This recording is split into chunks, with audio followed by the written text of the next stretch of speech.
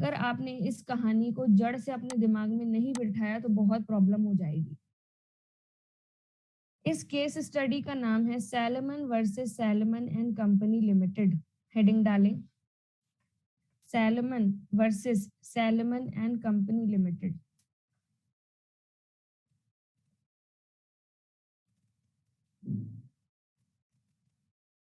Salmon versus Salomon and company limited.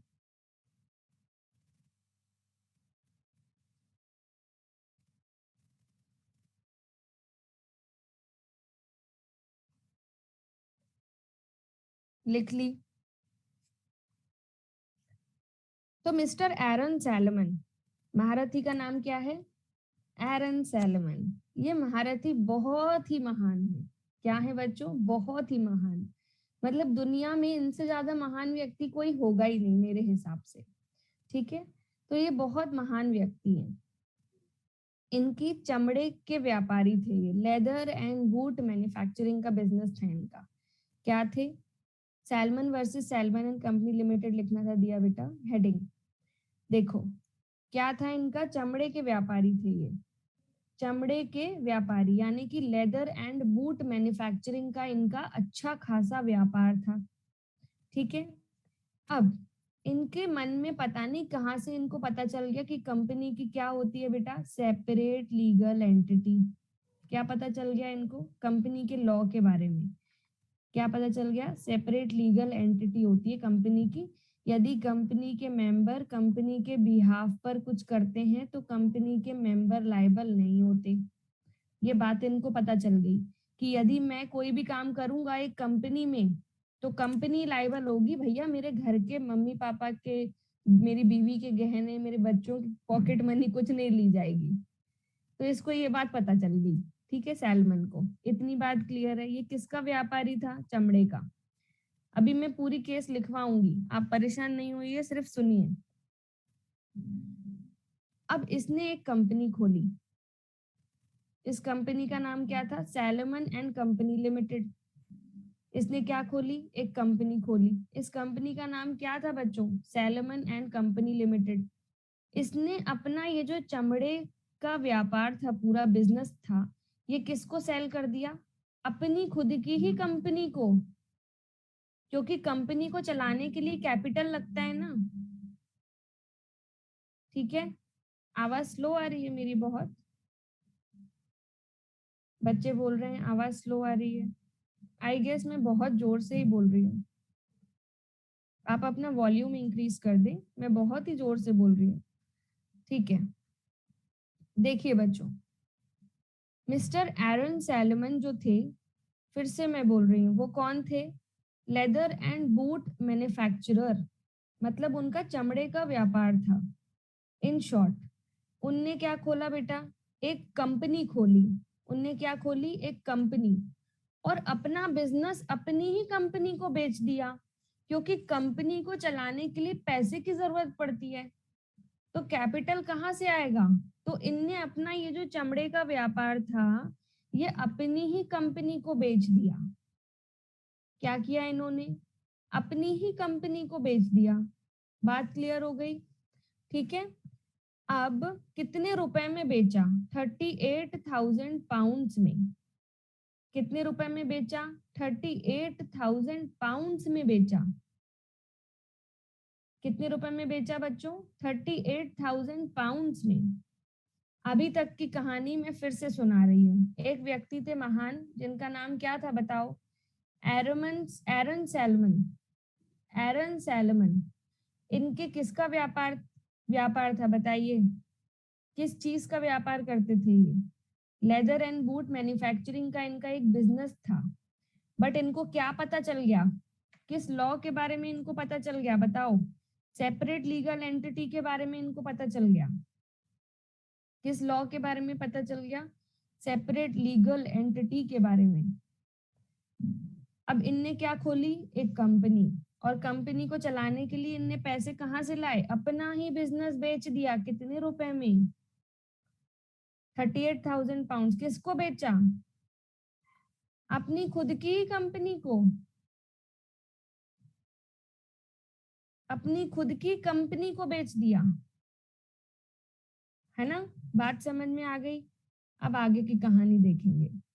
अब आपको मैं एक चीज, आप पढ़ते आए हो बचपन से 11th क्लास से, जब आप company form of business organisation पढ़ रहे थे, कि पब्लिक कंपनी को खोलने के लिए मिनिमम 7 लोगों की आवश्यकता होती है। पढ़ा है कि नहीं आपने?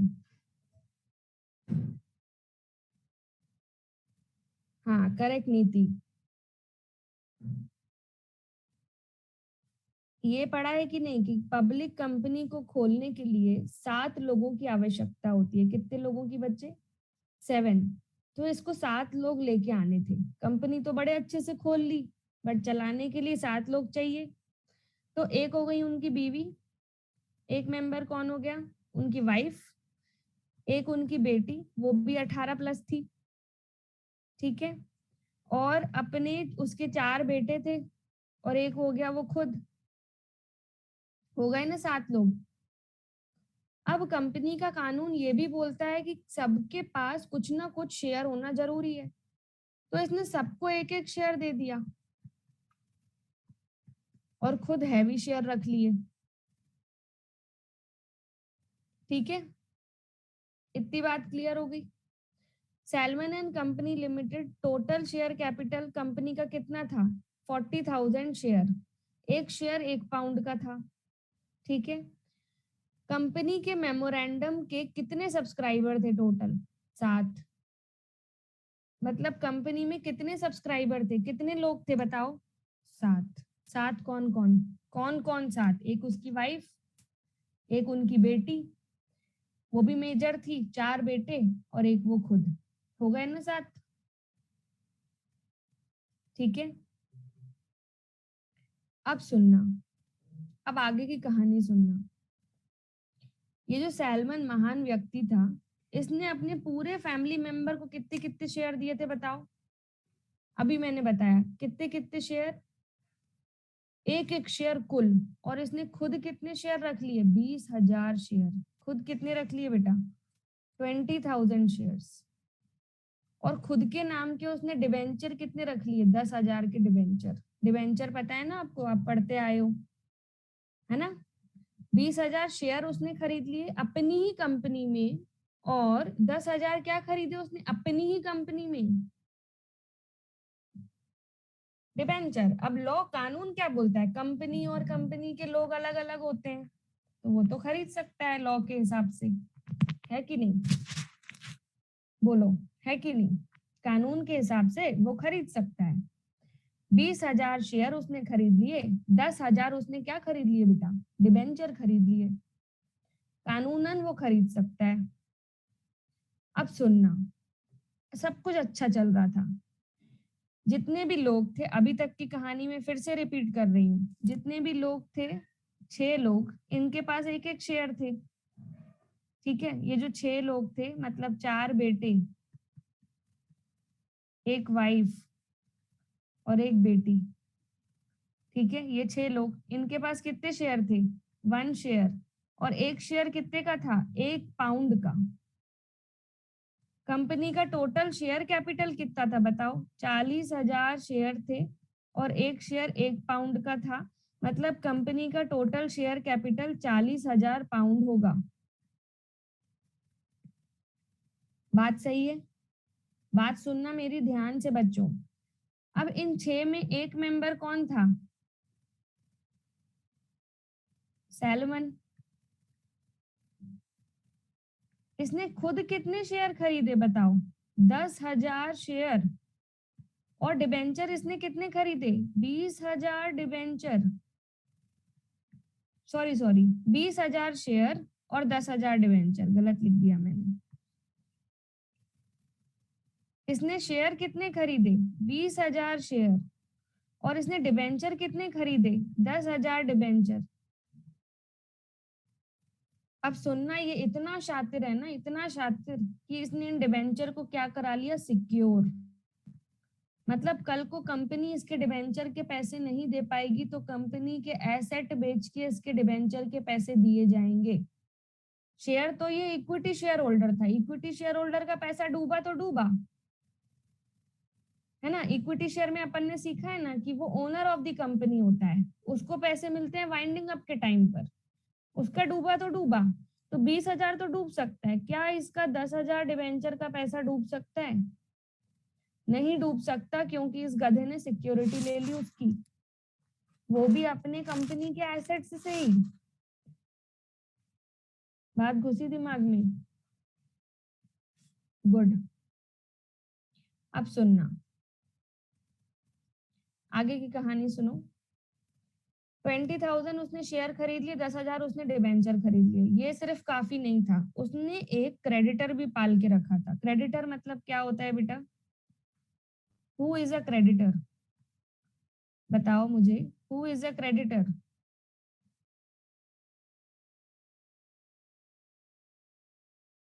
Who is a creditor? जिससे हम उधार लेते हैं, जो हमें लोन देता है, जिससे हम उधार लेते हैं। To whom we are liable to pay, जिससे हमने उधार लिया और कल की डेट में हमें उसे पैसे देने हो। कर्जा लिया हो, कर्जा, जिससे हम क्या लेते हैं बेटा? कर्जा लेते हैं। तो ये जो क्रेडिटर है, इसने 7,000 पाउंड का तो कर्जा भी लेके रखा था। क्रेडिटर कितने के थे बताओ? 7,000 पाउंड के इसने कर्जा लेके रखा था। अब ये क्या थे? अनसिक्योर्ड। अनसिक्योर्ड मतलब क्या होता है? कल को कंपनी डूबी तो इन क्रेडिटर का पैसा भी डूब गया, ठीक है। और ये क्या थे? अनसिक्योर्ड। कल को कंपनी डूबी तो इन क्रेडिटर का पैसा भी डूब गया। अभी तक की स्टोरी सुनो। 6+1, ये जो 6 थे इसके फैमिली मेंबर, सबके पास एक एक शेयर था। सैलोमन के पास कितने थे? 20,000 शेयर थे और 10,000 डिबेंचर थी। और एक और व्यक्ति थे, कौन? Unsecured creditor. इनके पास 7,000 पाउंड की सिक्योरिटी, हमने 7,000 पाउंड इनसे लोन में लिया हुआ था, इनको पैसे वापस करने थे। ये जो 10,000 डिबेंचर थे बेटा, ये सिक्योर्ड थे। ये जो 7,000 पाउंड थे, ये अनसिक्योर्ड थे। बात समझ में आई? पूरी कहानी समझ में आई? अब सुनो आगे की बात। अब बच्चे, कंपनी का क्या हो गया? 1 साल होने वाला था और कंपनी किस पे आ गई बेटा? लिक्विडेशन। लिक्विडेशन मतलब क्या होता है? कंपनी को नुकसान होने लगे, कंपनी अब बंद होने वाली है। लिक्विडेशन मतलब क्या होता है? कंपनी को नुकसान होने लगे, कंपनी अब बंद होने वाली है। तो अब बंद होगी तो किस चीज का मोल भाव होगा? कंपनी में एसेट कितने हैं, कितने बाहर वालों के पैसे देने हैं, यही तो मोल भाव होता है बंद करते टाइम, है ना। तो आप मुझे बताओ कि बेटा 20,000 तो चलो शेयर थी, है ना। आप मुझे बताओ 20,000 शेयर थे, शेयर का पैसा वापस नहीं दिया तो भी चलेगा। 10,000 डिबेंचर थे जो कि कैसे थे बेटा? सिक्योर्ड, इनका पैसा तो वापस देना ही पड़ेगा। और दूसरे लाइबिलिटी किसकी आ जाती है? 7,000 पाउंड की, जो कि कैसे थे? अनसिक्योर्ड। पैसा बचा तो इनको भी देना पड़ेगा। बात समझ में आई?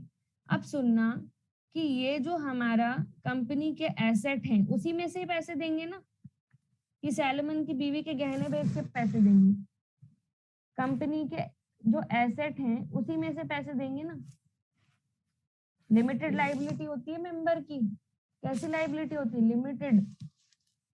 तो सैलमन की पर्सनल लाइबिलिटी तो अराइज नहीं होती है, ठीक है। तो कंपनी के एसेट्स कितने हैं पहले तो वो पता करना पड़ेगा। एसेट निकले लड्डू, कितने निकले एसेट? केवल 6,000 पाउंड। एसेट कितने निकले बताओ? 6,000 पाउंड। कर्जा 17,000 पाउंड, एसेट निकले 6,000 पाउंड। बताओ किसकी झोली में पैसा आएगा? अनसिक्योर्ड क्रेडिटर की सिक्योर्ड डिबेंचर? सैलमन की क्रेडिटर, किसकी झोली में पैसा आएगा? कानूनन, कानूनन बताना। कानूनन सैलमन की झोली में पैसा आएगा, क्योंकि वो सिक्योर्ड है। तो 6,000 पाउंड किसको दे दिए गए? 6,000 पाउंड किसको दे दिए गए? सैलमन को। कहानी समझ आई? और आप इमोशनली दिल से बताओ कि किसको पैसा मिलना चाहिए था, दिल से, इमोशनली। यदि मैं अगर अनसिक्योर्ड क्रेडिटर की मम्मी होती तो दिल से किसको पैसा मिलना चाहिए था? क्रेडिटर को। बट कानूनन क्रेडिटर के साथ गलत हुआ, गलत हुआ ना, बहुत अन्याय, बहुत ही अन्याय। अब आप अपने डाउट्स पूछ सकते हैं। केस स्टडी खत्म हो चुकी है। इसी केस स्टडी की वजह से क्या बोलते हैं, सेपरेट लीगल एंटिटी नुकसान में आ जाती है। इसी केस स्टडी की वजह से lifting of corporate will I है, बट वो कुछ नहीं कर सकता क्योंकि वो अनसिक्योर्ड था। करेक्ट, अनसिक्योर्ड क्रेडिटर ने केस भी किया कि आप क्यों नहीं सजा दे रहे हैं, क्यों नहीं सजा दे रहे हैं, तो उन्होंने बोला कानून में लिखा है। क्वेश्चन में कराऊंगी, डोंट वरी एट ऑल।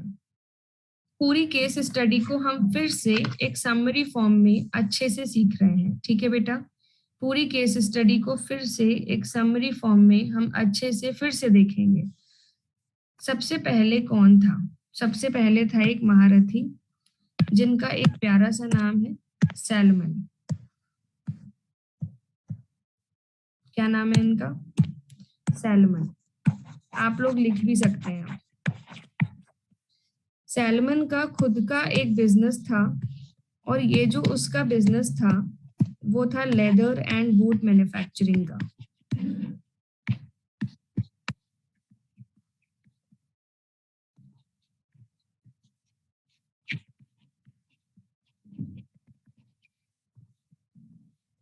ठीक है, इसको कहीं से इसके दिमाग की थोड़ी बत्ती जली और इसको पता चला कि अच्छा ऐसा कुछ भी होता है सेपरेट लीगल एंटिटी। क्या पता चला इसको? कि ऐसा कुछ भी होता है जिसका नाम होता है सेपरेट लीगल एंटिटी।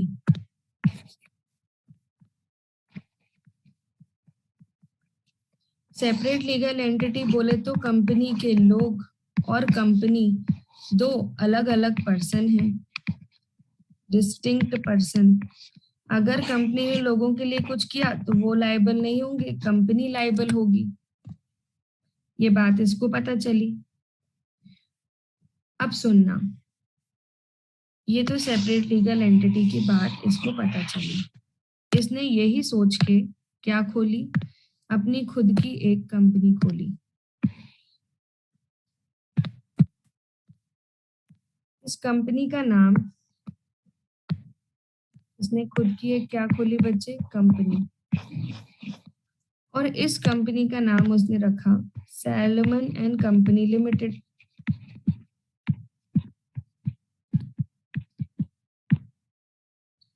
ठीक है, सैलमन एंड कंपनी लिमिटेड। अब ये बहुत ही बड़ा महारथी था। सैलमन एंड कंपनी लिमिटेड इसने खोल तो दी, ठीक है, उसके साथ साथ इसने खोल तो दी, उसके साथ साथ उसने देखा कि कंपनी का शेयर कैपिटल की जरूरत है कितनी, 40,000 शेयर। तो उसने अपना ये बिजनेस कंपनी को 38,000 पाउंड्स में बेच दिया। कितने में? 38,000 पाउंड्स में बेच दिया। कंपनी का शेयर कैपिटल था 40,000 शेयर, एक शेयर 1 पाउंड का होता था। उसके बाद उसने खुद ने कंपनी में 10,000 डिबेंचर खरीदे थे और 20,000 शेयर। कंपनी में टोटल 7 लोग थे जो उसके फैमिली मेंबर ही थे। कंपनी में उसने लोन भी लेके रखा था, अनसिक्योर्ड क्रेडिटर भी थे 7,000 पाउंड के। जल्दी ही कंपनी का दिवालिया आ गया, मतलब कंपनी लिक्विडेशन में आ गई। लिक्विडेशन के टाइम जब देखा तो कंपनी के एसेट्स निकले कुल कितने, 6,000 पाउंड्स, जो किसको मिले, इन डिबेंचर्स को। क्यों? क्योंकि ये डिबेंचर सिक्योर थे और बाकी सारे पैसे के लिए सैलोमन के पर्सनल एसेट लायबल नहीं हुए।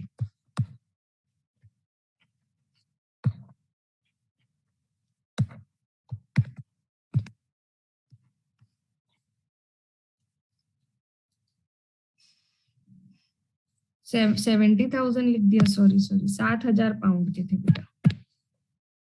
टोटल लाइबिलिटी तो कायदे से देखा जाए तो कितनी थी, 10,000 डिबेंचर और 7,000 पाउंड क्रेडिटर के 17,000 में से कुल 6,000 वापस कर पाई कंपनी किसको, वो भी सैलमन को। इस केस का कंक्लूजन ये है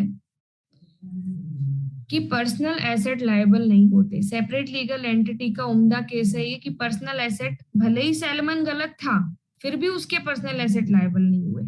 ये जज को तक पता था कि वो गलत है, पर कानून के आगे जज भी हार गया,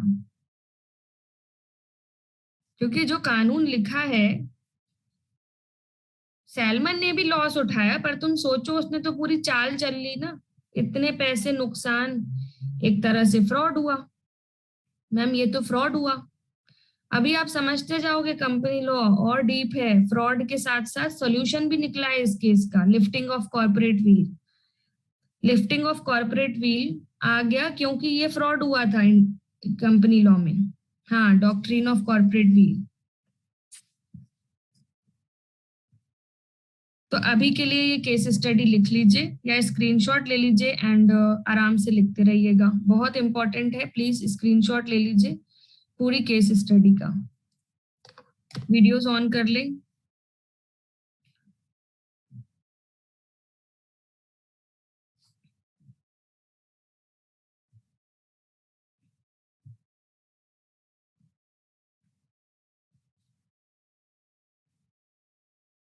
करेक्ट आकाश, ये पहली बार ही ऐसा हुआ था कंपनी लॉ की हिस्ट्री में, इतना बड़ा फ्रॉड कोई बंदा लॉ के साथ खेल गया। किस किस को केस स्टडी समझ में नहीं आई, मैंने कोशिश की है, मैं बहुत जड़ से इसको समझाऊं। चलिए, आई होप सारे डाउट्स आपके क्लियर हो चुके हैं। Please take a screenshot.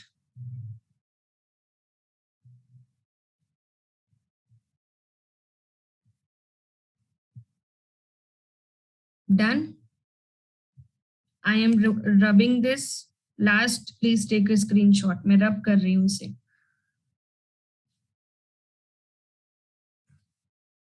Okay,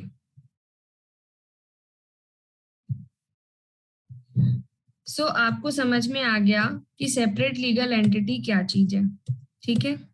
दूसरा जो कैरेक्टरिस्टिक होता है वो होता है company is an artificial person.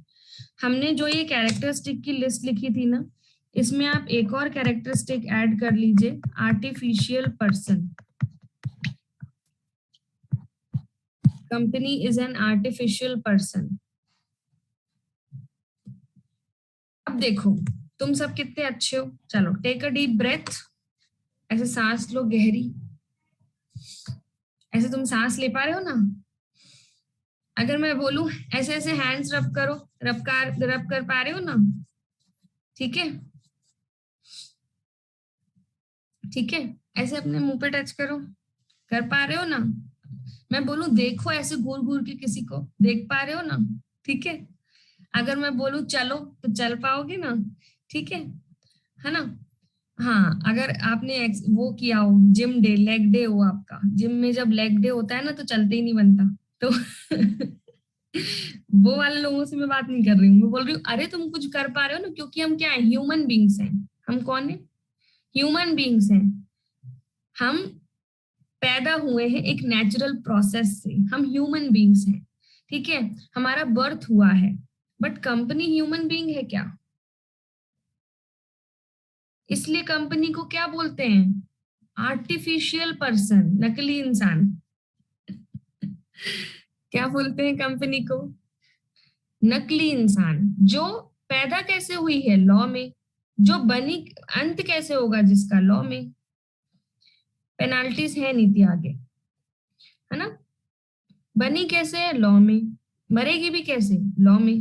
Birth and born कैसे हुआ है उसका बेटा, कानूनन हुआ है। घुस गई बात दिमाग में। तो company is an artificial person, it is created by law, it is created by law, it is not a human being. भैया ये इंसान नहीं है, but it act through human being, मतलब इंसानों के थ्रू ये चलती है, ठीक है।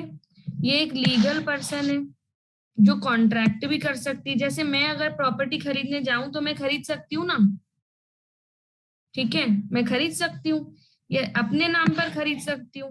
मैं किसी के साथ, आपके साथ सपोज मैं कार खरीद रही हूँ, आपके साथ कॉन्ट्रैक्ट कर रही हूँ, तो मैं खरीद सकती हूँ ना। वैसे कंपनी भी कॉन्ट्रैक्ट कर सकती है, वैसे कंपनी भी कंपनी के नाम पे प्रॉपर्टी खरीद सकती है। अगर मैंने किसी का मर्डर कर दिया तो सामने वाला मुझ पे केस कर सकता है ना, कर सकते हैं ना। और यदि मेरे साथ कुछ गलत हुआ तो मैं सामने वाले पे केस कर सकती हूँ ना, कर सकती हूँ। तो it can sue and be sued by others, ठीक है।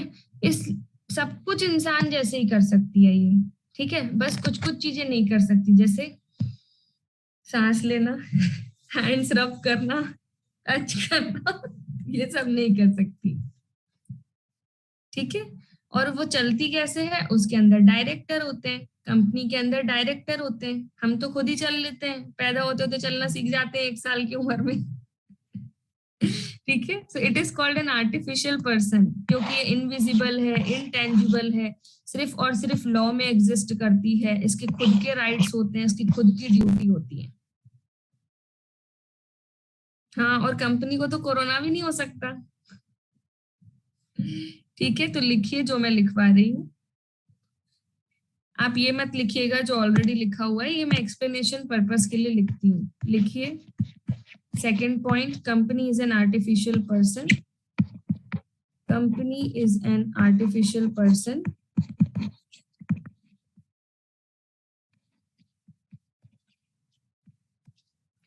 it is created by law,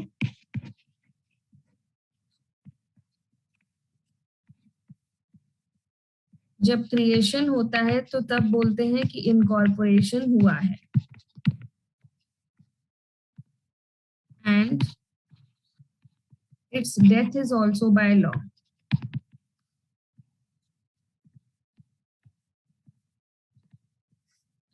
यानी कि वाइंडिंग अप। डेथ का मतलब क्या होता है बेटा, winding up. It acts through human beings,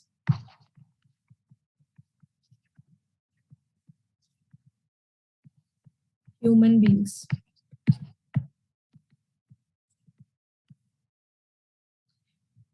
बस इतना ही लिखना है हमें कंपनीज आर्टिफिशियल पर्सन के अंदर।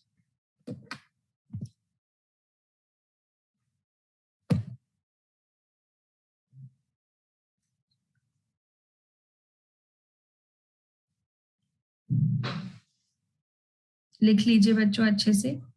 कंपनी एक आर्टिफिशियल पर्सन होती है, ये लॉ द्वारा बनी है, लॉ द्वारा अंत होगा इसका, ह्यूमन बींग्स के थ्रू चलती है।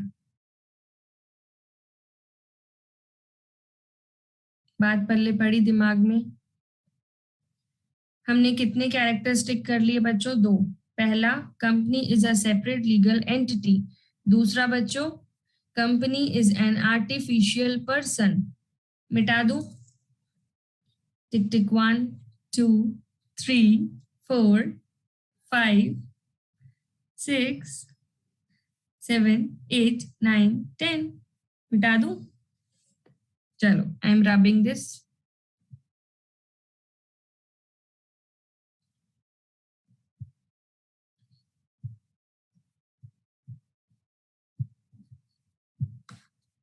अब हम वापस आते हैं हमारी नेक्स्ट कैरेक्टरिस्टिक पे, जिसका नाम है क्या, लिमिटेड लाइबिलिटी। मैम आप थक गए, बस 2 पॉइंट्स मोर, पक्का promise, 2 points, okay. So next क्या है बच्चे, लिमिटेड लाइबिलिटी। अब देखो लिमिटेड लाइबिलिटी का क्या मतलब होता है। सबसे पहले हेडिंग डालिए लिमिटेड लाइबिलिटी, फिर लिखिए एग्जाम्पल। डायरेक्ट हेडिंग के बाद क्या लिखना है हमें, एग्जाम्पल, और डेफिनेशन भी वही लिखनी है जो मैं लिखवाऊंगी, ठीक है। एग्जाम्पल में सुनिए पहले, देखिए एक कंपनी है, एक्स कंपनी लिमिटेड,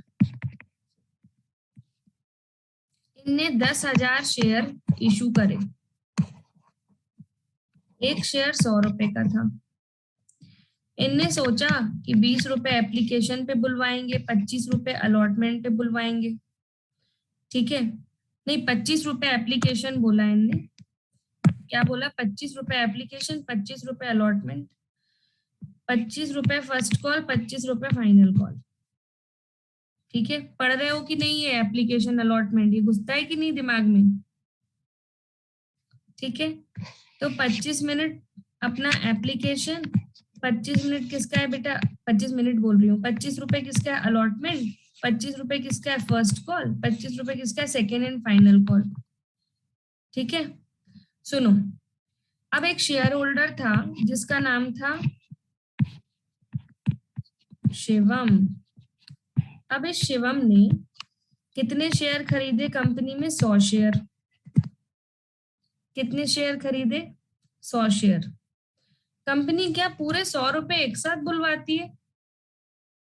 बताओ मुझे, कंपनी पूरे 100 रुपए एक साथ बुलवाती है क्या? कंपनी ने उससे 50 रुपए बुलवा लिए थे शुरू के 2 स्टेजेस। कितने बुलवा लिए थे? 50। मतलब शिवम ने कंपनी को कितने रुपए दे दिए थे? बताओ, 100 इंटू 50, मतलब 5,000 रुपए दे चुका था वो। बात समझ आई?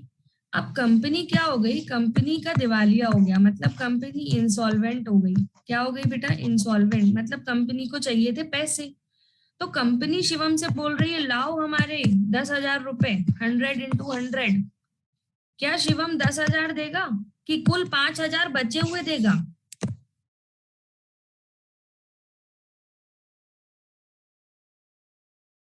हंड्रेड शेयर है ना उसके, केवल उसके शेयर की बात करो अभी।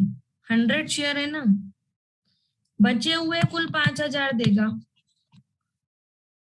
पहले उसने 5,000 दे चुका ना, बचे हुए कितने देगा? 5,000। 100 इंटू 50 वो दे चुका, 100 इंटू 50 बचे हुए हैं। बात समझ में आई? फिर से समझो, कुछ बच्चों को अभी भी नहीं समझ आ रहा। देखो, एक कंपनी है जिनका शेयर कैपिटल कितना था? 10,000 शेयर उनने बेचे थे। एक शेयर कितने रुपए का बेच रहे थे? 100 रुपए का। तो टोटल उनके पास उनको कितने पैसों की जरूरत थी? 10 लाख रुपए की, है ना? अब इस कंपनी में अलग अलग शेयर होल्डर्स ने खरीदे शेयर, और इसमें से एक गधा था जिसका नाम क्या था? 100 शेयर इसने खरीदे थे और इसका नाम था शिवम। 100 शेयर इसने खरीदे, तो एक शेयर कितने का था बताओ? 100 रुपए का था ना। अब इस 100 रुपए में कंपनी अलग अलग स्टेज में पैसा बुलवाती है। 25 application, 25 allotment, 25 first call, 25 final call. ठीक है, तो वो मान लो कि 100 रुपए में उसने सिर्फ और सिर्फ एप्लीकेशन का पैसा दिया था, मतलब कंपनी को उसने कितना दिया? 2,500 रुपए दिए बस। ठीक है, फिर कंपनी ने अलॉटमेंट की तो उसने कंपनी को फिर से 25 रुपए दे दिए, यानी उसने और कितने दिए? 2,500। अभी तक टोटल वो कंपनी को कितने रुपए दे चुका है? 5,000 दे चुका है ना। ठीक है, अब ये गधा ठहरा इक्विटी शेयर होल्डर। ये क्या ठहरा? Equity share holder. तो इक्विटी शेयर होल्डर कंपनी का ओनर होता है। कंपनी को जब भी पैसे की जरूरत पड़ेगी कंपनी उससे बुलवा लेगी पैसे। ठीक है, तो कंपनी नुकसान में आ गई थी। किसमें? नुकसान में आ गई थी कंपनी। तो कंपनी को पैसों की जरूरत थी। क्या जरूरत थी? कंपनी को अमाउंट की जरूरत थी। तो कंपनी ने शिवम से बोला कि 100 आप दीजिए, मतलब आप 100 रुपए शेयर दीजिए। तो शिवम क्या बोलेगा? पागल समझा है, मारूंगा मैं तुमको, पागल समझा है? 2,500 पहले लिए ना, अभी बचे हुए लो ना। उसके बचे हुए कितने हैं? 5,000 बचे हैं ना उसके कुल। 5,000 बचे हैं ना, पूरे क्यों देगा वो? है ना, तो केवल 5,000 देगा वो। इसलिए बोलते हैं लिमिटेड लाइबिलिटी होती है शेयर होल्डर की। Liability of the member of a limited company having share capital is limited to the extent of nominal value of share held by them. The shareholder cannot be called upon to pay more than the unpaid value. जितना उसका unpaid है केवल आप उससे उतना ही पैसा बुलवा सकते हैं। अनपेड से ज्यादा पैसा आप नहीं बुलवा सकते हैं। अनपेड उसका कितना था? 5,000। जितना पे कर चुका है उसको ध्यान में रखो, और जो अनपेड है केवल उतना ही पैसा बुलवाओ, चाहे तुम्हारी कंपनी में कितना भी कर जाओ। वॉट एवर इज द इंडेप्टेडनेस, आप उस शेयर होल्डर की लिमिटेड लाइबिलिटी होती है। लिमिटेड मतलब उसके पर्सनल एसेट लाइबल नहीं होंगे। अब मान लो शिवम ने नहीं दिया तो कंपनी उसको फोरफिट कर लेगी, वो तो कंपनी अकाउंट की बात है।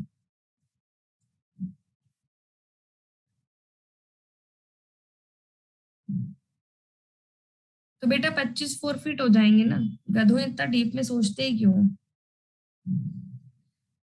लिख लीजिए पूरा डेफिनेशन एग्जाम्पल सब कुछ। डेफिनेशन एग्जाम्पल सब कुछ कृपया करके फटाफट लिख लें। शेयर होल्डर की लाइबिलिटी अनलिमिटेड नहीं होती, लिमिटेड होती है।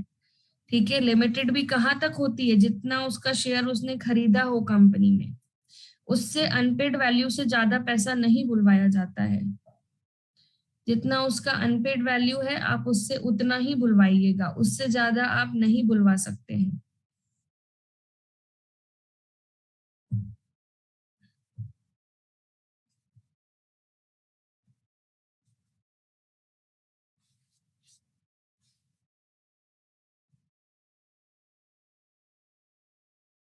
हाँ, समरी समरी लिखो, समरी फॉर्म में लिखो।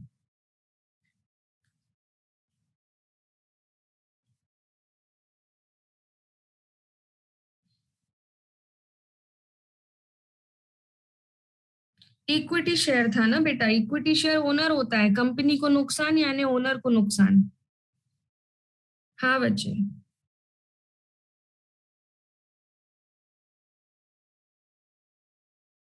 सबसे पहले लिखना है हमें, liability of member of a limited company having share capital is limited to the extent of nominal value of share.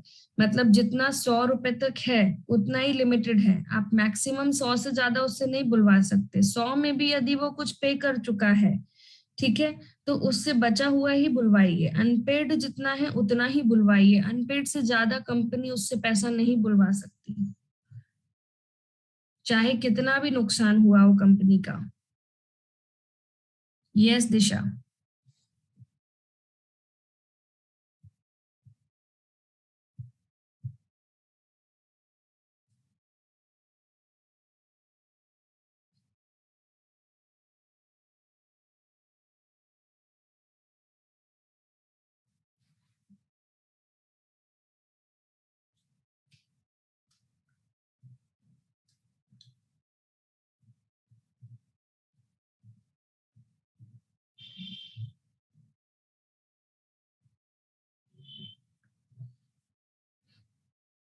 Done. Example and definition. देखो बेटा एक बार और समझा देते हैं, ठीक है। सपोज गोकुल, गोकुल एक शेयर होल्डर है, ठीक है। ध्यान से सुनना, एक कंपनी है प्रियंका लिमिटेड, मतलब मेरी कंपनी है, इसमें गोकुल एक शेयर होल्डर है। गोकुल ने मेरी कंपनी के 50 शेयर खरीदे, एक शेयर 10 रुपए का था। तो बताओ गोकुल मुझे कितने रुपए देगा?